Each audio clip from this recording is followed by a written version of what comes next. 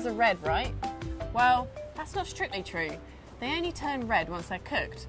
When they're alive, they're a beautiful blue-black colour, just like this one here, which was caught just a few hours ago off the coast at St. Abbs. The claws that you can see at the front have got an elastic band around them, and that's really lucky for me. That means I'm not going to get a nasty nip from those sharp pincers. And the claws actually have a different purpose. This one here is thick, which is used for crushing things like sea urchins. This one here is thinner and sharper, and it uses that for cutting things. At the front, it's got these beautiful red long feelers, and it uses those for feeling its way along the seabed. Underneath, it has legs, which are used for walking on the seabed. And at the back of the lobster, you can see it's got a tail. It curls that underneath its body, and it flaps it really, really fast, and it can swim through the water then. On the outside, you'll notice it's got a really hard shell. It's a shellfish, a crustacean. And that means it's got this hard exoskeleton that covers the entire of its body. Unlike humans, who have our skeleton inside, crustaceans, like lobsters and crabs, have their skeleton on the outside of their body. That means in order for them to grow larger, they have to shed their entire exoskeleton, a process we call molting. Then they're very soft and vulnerable, so they'll hide away until they grow a new hard shell. Lobsters can live for a ripe old age, and this one is just about the right size for market, which is where it's going next. It was caught in something like this, which is a lobster pot, known locally as a creel. There's nobody in St. Abbs who knows more about creels than Alistair Crowe, so let's go and meet him.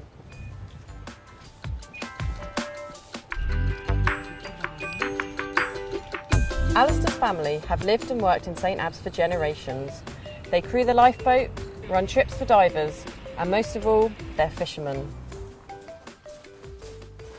Hi Alistair. Hi Georgia, come on in.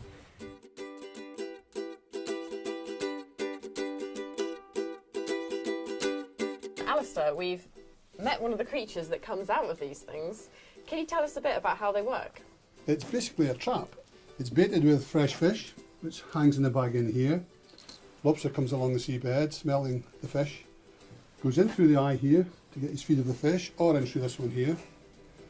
Once he's had his fish, he will then make his way out, or he thinks he is anyway. He comes through into here and drops into what we call the parlour end, and that's where he remains trapped until we pull the creel the next morning.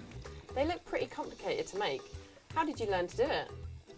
Well, they're traditional. It's a traditional make. Probably taught by my father and some of the older fishermen. You know, gave you tips and hints. You just pick it up naturally as you go. So they're not difficult. They're just very time consuming to make. The design is the same though as, you know, the traditional creel. Beginning, it would all be natural fibre, but of course it rotted. And nowadays this stuff doesn't rot. This is a sort of mid-term, if you like. It's wood and modern plastic twines. A very modern creel of the same type would be steel, plastic coated, with the same nylon net over it. Fishing's pretty important in your family then? Yes, it has been over the years. Although I must say nowadays it's changing slightly with, well, my oldest son, he's involved in leisure diving, you know, and he doesn't fish anymore now, so... He used to be a fisherman though? Yes, he was a fisherman and retired from trawling and started taking divers.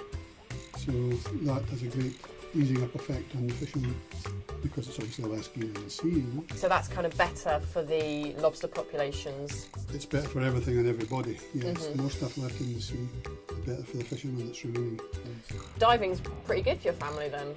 Yes, diving's pretty good. It's pretty good for the village in general, because the revenue to the harbour that we get. You know, the dive boat skippers make their living out of them. I think there's 4 dive boat skippers now out at St. Abbs. Have there been any problems? Well, some divers have been known to cut some of the lobster pots. If a single diver took one lobster, we get anywhere between 20 to 30,000 divers here a year. Therefore 20 to 30,000 lobsters would go away from here. The area could not stand. But obviously nowadays they've got a voluntary code going that they don't take anything out of the sea, and it seems to be working very well. So the voluntary code on divers not taking things, that's kind of helped to sustain the fishing, but also the health of the marine environment? Oh, undoubtedly, there's no doubt about it. There's more lobsters nowadays, even now, than what there was when I was young. There's more lobsters now. And the fishermen are quite happy the way things are. And I think the divers are quite happy the way they are. So all we need to do is just sort of maintain the situation as it is, and everyone will be happy. Thank you so much for your time today, and I'll let you continue mending your creel here. Thank See you you very later. much. Bye. Everyone who comes to St Abbs is part of the local economy. Lunchtime!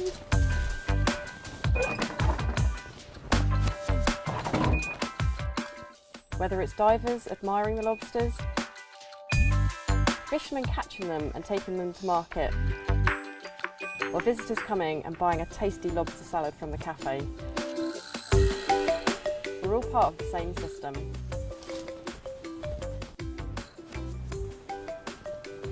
It's not just St Abbs. The coastal seas all around Scotland are a tremendous environment, rich, diverse and beautiful. All of this depends on the sea.